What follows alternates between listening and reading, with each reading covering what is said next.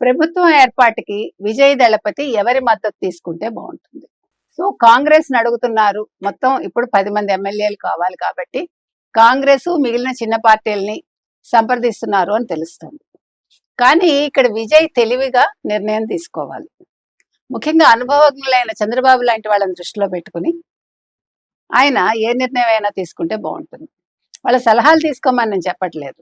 ఒక్కసారి ఏ ఏ రాష్ట్రాలు ఎవరెవరితో పొత్తులు పెట్టుకున్నాయి, ఎవరెవరితో ప్రభుత్వాలు కొనసాగిస్తున్నాయి, ఈ విషయాలు అవగాహన చేసుకుంటే విజయ్కి ఒక క్లారిటీ వస్తుంది. ఎందుకంటే కాంగ్రెస్తో పొత్తు పెట్టుకోవడం వల్ల కలిసి వచ్చేది ఏంటి?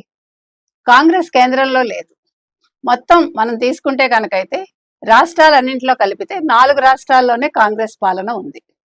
మరి అటువంటప్పుడు ఇప్పుడు కాంగ్రెస్లో ఏది కూడా సొంత నిర్ణయాలు ఉండవు.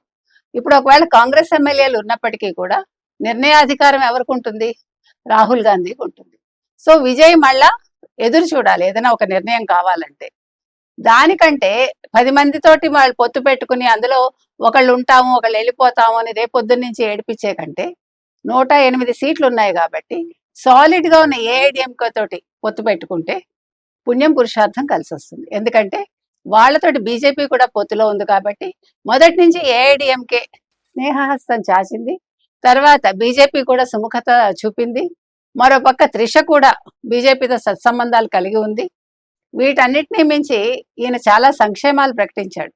ఓ 10 సంక్షేమాలు ప్రకటించారండి. సో కేంద్ర సాయం లేకుండా ఈయన సంక్షేమాలు ఎలా ఇంప్లిమెంట్ చేస్తారు? ఇప్పుడు స్టాలిన్ అన్నది అదే కదా, మాకు సహాయం అందట్లేదు కేంద్రం నుంచి అని కేంద్రాన్ని తిడుతూ. అలా కాకుండా మీరు సిద్ధాంతాల పరంగా వాళ్ళతో మాట్లాడుకుని వాటిని పక్కన పెట్టి మీరు రాష్ట్ర ప్రయోజనాల దృష్ట్యా ఏఐడిఎంకే తోటి పొత్తు పెట్టుకుంటే మీరు సాలిడ్గా 5 ఏళ్ళు పరిపాలన కొనసాగించవచ్చు.